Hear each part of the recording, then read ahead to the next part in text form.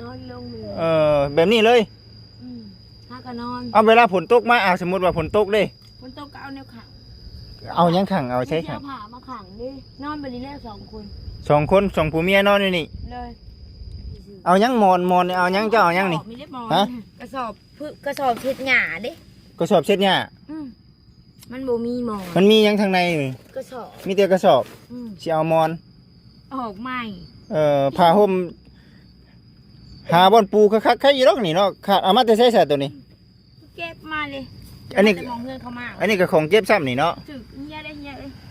บ่เป็นยังแต่ว่าเจ้าอยู่นี่ตลอดเลยแม่นบ่เพราะว่าโอกาสหน้าทั้งเทื่อที่ข่อยมาข่อยสิชื่อกับข้าวกับน้ำมาต้อนเพราะว่าอันนี้ก็คือ FC เห็นเด้อพี่น้องเด้อเนาะบ่แม่นว่าฉันว่าสิเราก็เป็นคนแนวนี้เด้พี่น้องเอ้ยเนาะเฮาก็เอาอิงตามว่าคนบ่เต็มบ่แต่ว่าเจ้านี่เต็มแล้วบ่แห้งบ่เต็มเจ้านี่แห้งบ่เต็มแม่นบ่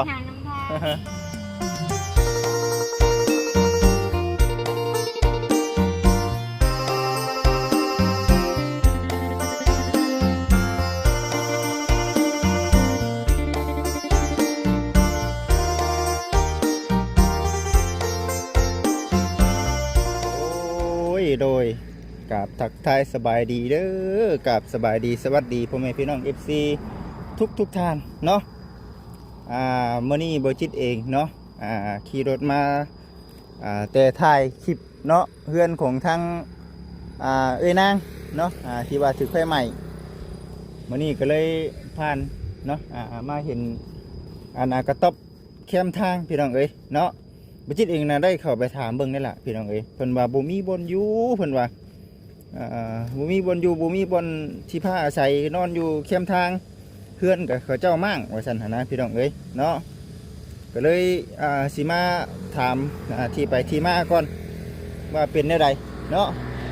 คือนอนคักนอนแน่แท้เนาะนอนอยู่เข้มทางพี่น้องเอ้ยทางเอื้อย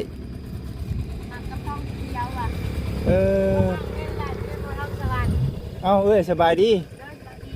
นั่งจับเชื้อนั่ง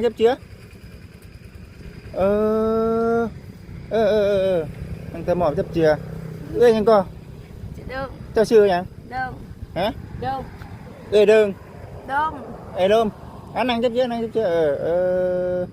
เฮ้ยน่ะอยู่กับไผน่ะอยู่คนเดียวแล้วนอนนี่บ่ย่านบ่นอนอยู่นี่ย่านอยู่แล้วไอ้แมวเรามาจ้ะน่ะไอ้แมวนี่ผัวเจ้าโอ้2 คนนอนอยู่นี่เลยแม่นบ่เอาคือจุดธูปมาน่ะเอามันมีแมงวันดิได้ยุงมันลายงานมันออกเห็ดเฮ้ยคือนี่เขาว่าเฮือนผัวถึกมั่งบ่โดยเขามั่งเขาเอาปวดเป็นยังคือมั่งเป็นได้คือมั่งเขาเอาโอ้บัดนี้มาอยู่นี่จะคืนได้นี่หากระเห็ดได้3 คืนมันลมได้ตัวน่ะเฮ้ยมันลม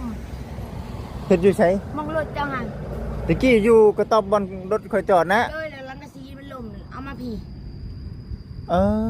เป็นของไก่โอ้บ่เจ้าว่าแต่เฉพาะครอบครัวเจ้าอยู่เดี๋ยวนี้ได้อยู่คนเดียวโอ้ลูกสาวเดียวก็อยู่กับอ้ายเขาอยู่ตลาดพุ่นบัดนี้ก็เลยบ่ได้เป็นจังได๋ใส่เฮ็ดหยังอยู่ใส่ปัจจุบันนี่บ่ได้เฮ็ดหยังเลยมีแต่อยู่นี่ผัวน่ะไปหาเฮ็ดผัวน่ะก็ต้องเอามุ้งมานอนคักแน่นี่เนาะบ้านน่ะบ้านหยังก็เจ้าอยู่น่ะบ้านคำสว่างแต่ว่าเฮือนน่ะมีบ่อยู่พุ่นน่ะมีแต่เป็นของแม่มีแต่เป็นของแม่ของปู่ก็ยังคือกันแต่ว่าคือบ่ไปอยู่น้ำแม่น้ำปูซั่นมันย่างเที่ยวย่างไปย่างมาตลาดแล้วมันบ่ฮอดเลยได้ผัวจ้ะย่างไปย่างมาได้ผัวอยู่นี่ผัวได้ซะผัวไปใช้เฉยอันน่ะผัวเฮ็ดเวียกหยังก็ผัวน่ะแบบเจ้านี่แหละโอ้ไปหลิหาเลาะตัดหญ้าให้เขาบางเดือนกันรับจ้างบ่รับจ้างมาแล้วอยู่นี้ขับมาแล้วอยู่นี้โอ้ได้เงินมาแล้วชื่อข้าวกินชื่อมีชื่อยังอะไรชื่อเยซูข้าวเด้ข้าวกับบ้านเอา ข้าวน้ำปั้นเอาเจ้าเอาผัวจักปีได้นี่ 2 ปี อยู่นํกัน เออ แต่ว่าบ่ได้พากันมาเฮือนมื้อชานบ่มีเฮือน ได้ลูกคนหนึ่งขายให้เขาแล้ว เอ้าเนาะเป็นหยังคือขาย บ่มีเลี้ยง บ่มีเงินเดือนโอ้ยพี่น้องเอ้ยเนาะก็เลยต้องมาอาศัยอยู่แบบนี้ คืออาหารขายเห็ดแบบ คิดว่าข้านขายหุงขายเฮ็ดผูกมีทูบอีกนี่ ตั้งเอามานี่ เขาไปเอาในวันในร้านมาแหละ เอาถามจริงเขาเจ้าเอาอยู่ใช้ปัจจุบันนี่ ขอน้ำห่านค่าเขาดิ คอเอา ห่านมุ้ยนี่ห่านศาสนาเขาเคยเวียกนี่นะ กลางมุ้งค่อยๆได้ เจ้านอนสิบ่แต่ละเทื่อกลางมุ้งค่อยเบิ่งดูนอนสิบ่นอนสิได้แต่ละมื้อน่ะ นอนลงมือ แบบนี้เลย ถ้าก็นอน เอาเวลาฝนตกมาสมมุติว่าฝนตกเด้ ฝนตกก็เอาแนวขัง เอาหยังขังเอาใช้ขัง เอาผ้ามาขังดินอนไปนี่แล้ว2 คน 2 คน2ผัวเมียนอนอยู่นี่ เลย โอ้เอ้ยหยังก็ลืมเลย โดง เอ้ยดง เอ้ยดงพี่น้องเอ้ยเนาะตะกี้อยู่ไสตะกี้น่ะ อยู่สวรรค์ อยู่สวรรค์ง่ายมา เลย บัดนี้น่ะที่น่ะเป็นของรัฐบ่ เป็นของรัฐค่ายทหารอะไรไม่เท่ากันแล้ว โอ้ ตลาดสวรรค์ก็คือขับบนตลาดสวรรค์ โดย บัดนี้ผัวน่ะเป็นจังได๋ผัวหึงบ่ได้เพิ่นสิมา พวกเก่าอ่ะ บ่ผัวนี่แหละนี่ผัวปัจจุบันนี่มี เดี๋ยวไปหลีกนี่ มีผัวเก่าผัวใหม่พร้อมอีกบ่ซะ หมู่กันนั่นแหละ ศาสตร์เชื่อ เลย นอนแบบนี้ โอ้มึงเนี่ยพี่น้องเอ้ยเนาะ อยู่บ่ล่ะ ฮะ ไข่ไม่ได้มาคนเดียวเมียจะเลย เนาะ ไอ้ลูกจะคนจะยังบ่ทันได้หากนอนอยู่นี่จะคืนก็3 คืน เลย นอนอยู่นี่3 คืนเนาะไปหาเฮ็ดน่ะได้อยู่บ่ผัวนะ บอกว่านี่ได้ตัดหญ้าได้30 แต่หญ้าได้ 30,000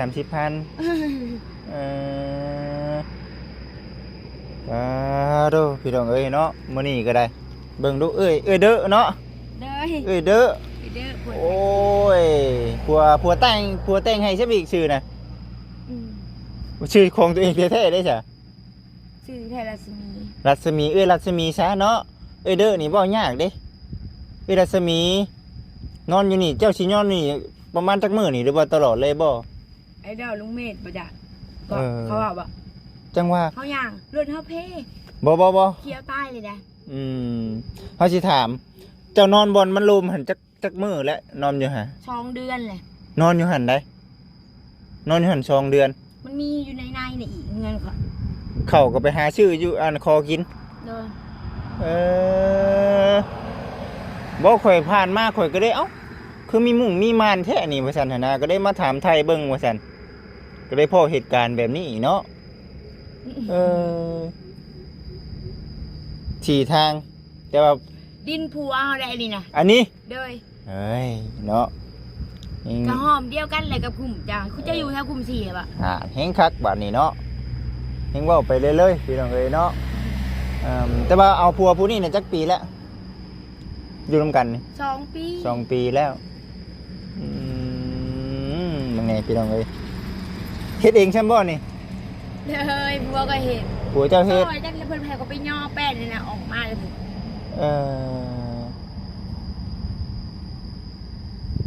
แต่เก่ามาจากโมงผัวนะ มันบ่มากลางเวงกลางคืนกัน เอ้า ต้องไปนำเอามันไปทุกที่มีแล้วมันไป หันน่ะเอาไปเอามาเป็นอันเดียวกันเบิดละบาทนี่ ไปหนาแบบนี้แหละ ไก่บ่ ไป4 แจ้เขานี่แหละเข้าป่าเขาโวกพูดแล้วจะเข้าไปนี่แหละ เอาสมมุติว่าตามหาผัวบ่เห็นเด้ ก็ถ่ายอยู่มองนี่แหละสิไปทางไหนมันรับมันก็มามันเหนื่อยไปกัน เชื่อใหม่มันก็ต้องบ้าอย่างมาเรื่อยๆนะ มื้อนี้เจอครอบครัว2ผัวเมียพี่น้องเอ้ยเนาะเพิ่นบ่มีบ่อนพักบ่อนเช้าเอาจริงๆก็เฮือนก็เคยมีอยู่แต่ว่าถึกมากเนาะแม่นบ่ เพื่อนของไอ้เก้ไอ้เก้ไอ้เย่ไอ้ซองไอ้น้องเพิ่นมาอยู่ในนี่แล้วเพิ่นมาอยู่กับพ่อท้องสวรรค์ โดย พ่อ ให้ซะเจ้านั่งอยู่หั่นแล้วกินข้าวได้ซะ ยังบ่ทันได้กินเลยอยากกินข้าวเดี๋ยวไปกับอ้ายแล้วสิตลาด โอ้ สิย่างมาแล้วบ่ล่ะ บ่นั่งอยู่หั่นก่อนนั่งอยู่หั่นก่อนเดี๋ยวถามไทย ชื่อยา ยุงก็ครบ ยายังมันเป็นยังอันนี่น่ะ ยุงเด้ยุงครบโตบักใหญ่ เอาไปนั่งพุ่นจับเจือก่อนไปนั่งพุ่นก่อนเดี๋ยวค่อยสิถามคักๆก่อนโอ้ยพี่น้องเอ้ยสมมุติว่าข่อยเอาเงินให้เนี่ยเจ้าสิไปซื้ออยู่ไสนี่ ไปตลาดไปแล้วไปกินเพลไปแล้ว โอ้โดยพี่น้องเอ้ยเนาะนอนอยู่แบบนี้เลยจักปีแล้วก็ทางเจ้านะจักปีเจ้านะ 25 ปี อาจจะปี โอ้ข่อยมัน 38 โอ้ยพุ่นแล้วตามพวกเขา บ่โอ้เบิ่งแน่พี่น้องเอ้ยเพิ่นนอนน่ะเนาะมันยังชาอันนี้นะ เอาเราเห็ดใหม่ไปมั่งเอาใหม่บุกผู้ได้บุกมันลม บ่ เห็ดใหม่ น้ำในสิเจ้ากินใช่ซะ ฮะ น้ำในสิเจ้าสิพากินอยู่ใช่น่ะ บริกินแล้ว น้ำในก็บ่ได้กิน ถ้าก็เห็ดเอาเด่นหัน บ่เบิ่งหาดูจูดพี่น้องเอ้ยมึงนี่เนาะคุณกระตบเพิ่นอันตรายแท้บ่เนาะผลผ้าเด้อเจ้าเอายังขังคือบ่มีแนวขังคือบ่มีแนวขังผลผ้าน่ะ บ่มีแล้วมือแม่ค่ะ เงินแม่เขาสิไปไทยดินะเหมือน บ่ อยู่2 คนนี่แหละ อยู่2 คนผัวเมียผลผ้ากระเปียกแล้วเวลาฝ เมี น ย ต ก็ ก บ่ได้มากกันหรอก เอ้าบ่มาก มันบ่มีหมองนอนนี่มันมีแต่บันผักดิจะไอ้นอนผักนะใช่จ้ะ โอ้ย จะผักอยู่ติดกับเมียบ่ 2 คนนะ แม่น เป็นเดือนบ่จะเศร้า โอ้พุ่นแล้วเป็นเดือนพุ่นแล้วยังมีแต่ขี้คิดแท้นี่กระตุ่มอาบน้ำอาบในใช่ไหมอาบน้ำอาบในอยู่ใช่ มึงจะบ่เห็น ฮะโอ้พี่น้องเอ้ยเนาะเห็นเพิ่นนอนพักอยู่แบบนี้เนาะว่าขออนุญาตนำเนาะพี่น้องเนาะเพิ่นก็สิเว้าเด้อเลยได้จากที่บ่จิตเบิ่งนี่เนาะเฮ็ดเองใช่มั้ยนี่ติเฮ็ดเองใช่มั้ยนี่เนาะ ถ้าก็เห็ดแล่มื้อคืนนี่นะ หาก็ได้เมื่อคืนนี่แล้วเมื่อคืนนี่ก็นอนเลยเวลาหนทางมาแบบนี้รถล่าหลายนี่ช่วงสินอนบ่รับแท้ บ่และบ่อายดอกแต่ว่าอายอยู่ อยู่ พี่น้องที่เราแลกายไปกันมาคนบ้านเฮานี่ อันไกลไปไกลมานี่ได้ก็เจ้าเห็นอยู่ดอกติรถเจ้างามชื่อเลยหาชื่อมาแต่เวียงบ่ โอ้แม่นเพิ่นสิบอกไปเลยเว้ยพี่น้องเอ้ยเนาะข้าวเจ้ากินอยู่บ่แต่ละมื้อกินยังซะ บ่ได้กิน เมื่อคืนนี่ก็ซื้อกินไข่หมดแดง กินไข่มดแดงกันมาแต่ใส่ไข่มดแดง ไม่ได้หอยเลย ไปหาแม่นเอา ผัวใหญ่เห็น ผัวเฮ็ดให้อันแบบประเภทพวกเกลือปลาแดกแป้งนัวสู่เจ้าได้ซะ ยังบ่ได้เตรียมมายังบ่ได้แล้ว สิพาอันนี้คือสิอยู่นี่เลยบ่เพิ่นให้อยู่บ่นี่ ดินผัวอะไรคันนั้นบ่ให้อยู่กันไปหมองไม้ มีแต่ดินผัวเนาะ มีแต่ที่ทางเพิ่นตลอดเนาะเบิ่งครั้งแรกพี่น้องเอ้ยเนาะ เพิ่นให้เป็นคนได้ข่อยกันโคมเพิ่นว่า แม่นบ่ บ่จากสัตว์ก็สัตว์ได้บ่สัตว์ โอ้ย นี่ห่าวแล้วก็หลายเด็กว่าคนเดียวได้ คนเว้าคนเดียวเนาะนอนสิเพิ่นเข้าไปป่าสิแม่นบ่เวลาผัวแต่ละมื้อนี่เข้าไปป่าหรือว่าหาเลาะแคมทางนี่ มันมีเงินคนได้4อย่าง อ๋อ มันไล่ช่องขี่ก็เขียนตะปาด เอาพี่น้องเอ้ยเนาะเจออันนี้คือเว้าขออนุญาตนำเนาะนั่งอยู่นี่แหละอันนี้คือเว้าขออนุญาตนำเด้อพี่น้องเด้อเนาะเจออันน่ะทั้งเอื้อยเพิ่นเนาะความเป็นจริงน่ะคือเพิ่นนี่ก็บ่มีพี่น้องเอ้ยเนาะแต่ว่าเนาะคำบอกคำจาเพิ่นก็สิเป็นแนวนี้แต่ว่าบ่จิตนี่แหละเจอแล้วพี่น้องเนาะครอบครัวแบบว่าล้นเล่ของแท้เลยแหละพี่น้องเอ้ยอันนี้น่ะเนาะบ่ได้มีบ่อนพักบ่อนเช่าอยู่ไสพี่น้องเอ้ยเนาะ มันบ่มีกลมหัก ฮะ ที่ ไปทุกที่เอาผัวเอาเมียเนาะอยู่น้ำกันแล้วว่าหักกันแล้วว่าจึงอยู่น้ำกันได้ บ่ได้หักกันแล้ว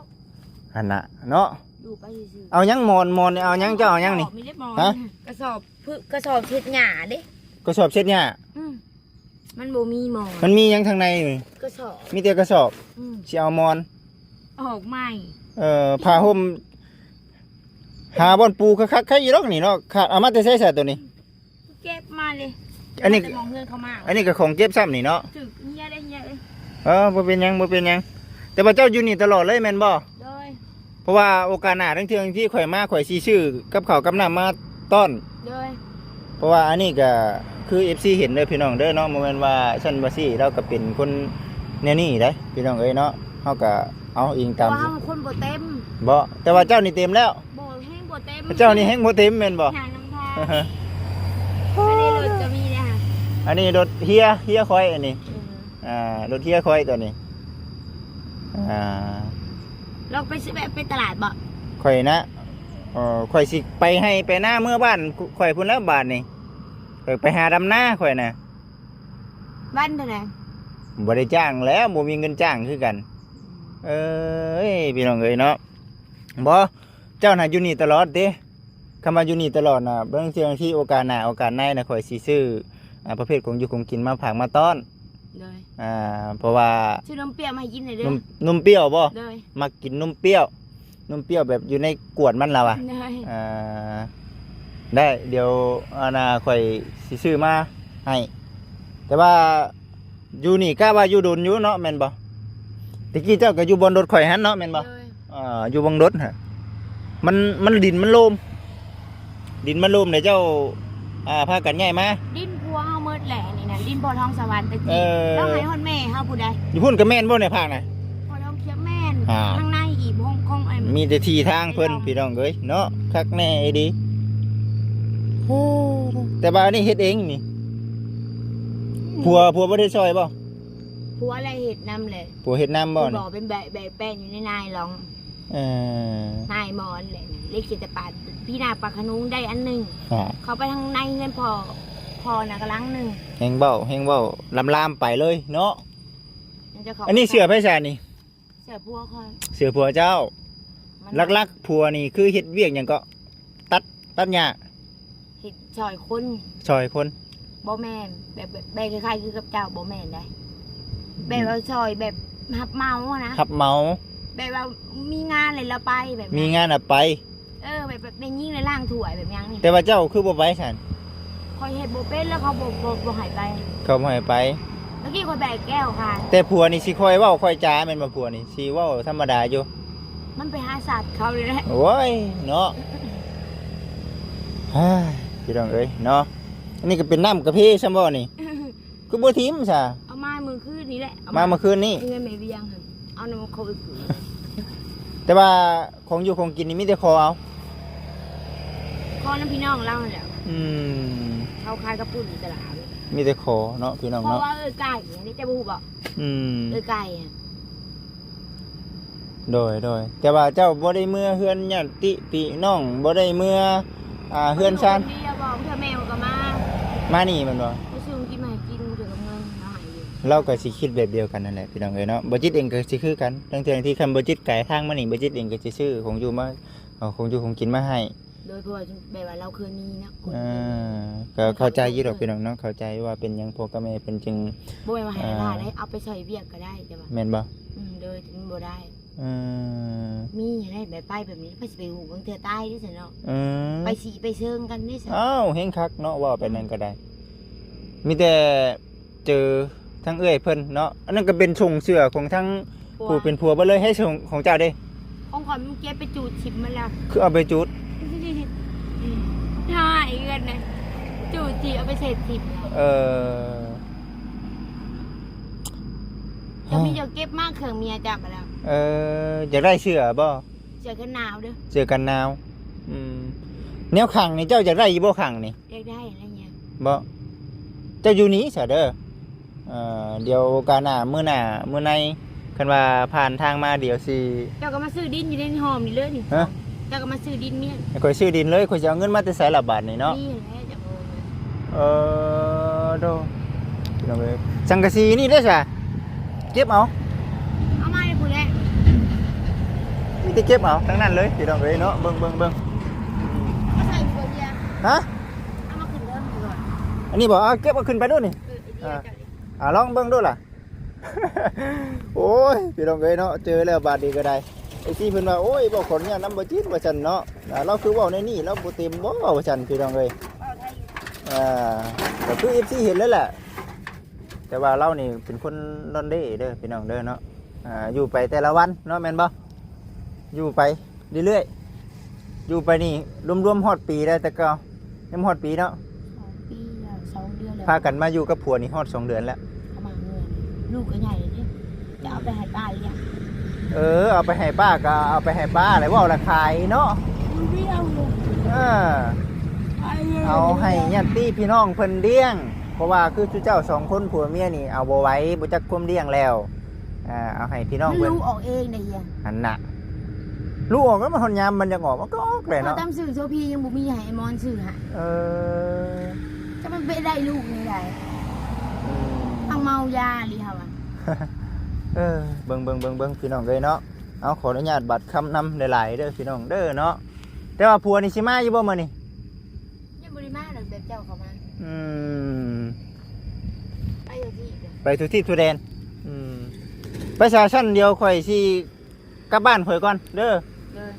เบิ่งข่อยก็บ่มีเงินพอให้เจ้าซื้อของกินเด้อเอาใจเฮีย ขอบใจเฮีย เด็กเขียดตะปาด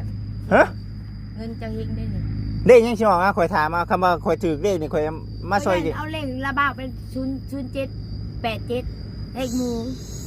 0787เลขหมู่ โดยเอาจับลังหาเลยราคานี่ จับลักหา โดย คำมันถือนี่ข่อยมาหาเจ้าอีกรถเนาะ ไม่เอาเลยบ่เลยไก่เลยก็เลยยังมานี่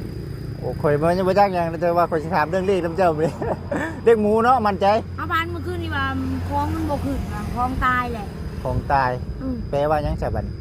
นี่เนาะโอเคเดี๋ยวข่อยมื้อบ้านก่อนเดี๋ยวมื้อหน้าข่อยสิชื่อกับข้าวมาผังมาต้อน เจ้านอนอยู่นี่ตลอดอยู่แล้ววะเอ้ยรัดสมีเนาะโอเคไปเอาสบายดี บายดีโชค ไป มันเด้อเฮียเด้อ โอ้โชคมันโอเคพี่น้องเอ้ยเนาะเอาแนวนี้แหละ เอาขออนุญาตบัตรคำน้ำหลายๆเด้อพี่น้องเด้อเนาะเราเป็นคนดอนเล่ความเป็นจริงน่ะโบติพอกับติแม่ได้บ่คิดเห็นแบบนี้แหละเข้าใจเลยพี่น้องเอ้ยเนาะว่าเป็นหยังคือเมื่ออยู่น้ำพ่อกับแม่บ่ได้คือเพิ่นแบบนี้น่ะคันสิเมื่ออยู่น้ำพ่อน้ำแม่เนาะ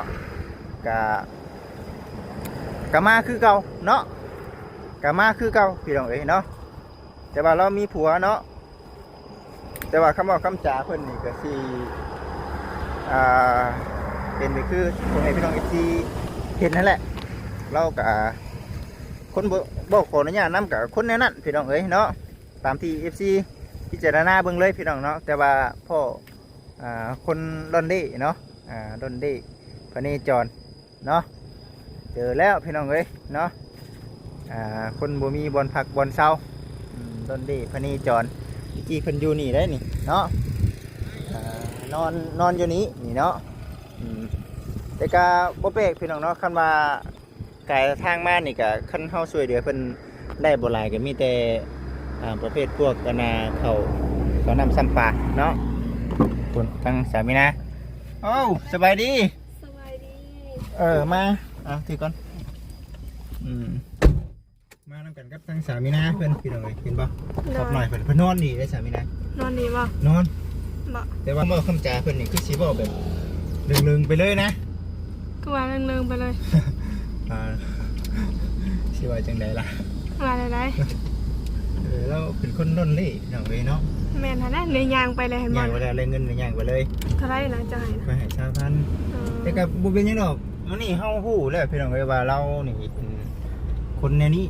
แม่นญาติพี่น้องเพิ่นก็บ่ติเพิ่นเพราะว่าเราเป็นคนแนวนี้พี่น้องเอ้ยเนาะแบบว่าคือถ้าหากว่าเอาแล้วเอามือเฮือนแล้วเนาะเพิ่นก็กลับมาอีกเพิ่นมีผัวได้นี่มีผัวบ่มาอยู่น้ำผัวเพิ่นนี่น่ะเจ้าสิว่าไปสั่งเนาะอยู่น้ำผัวเพิ่น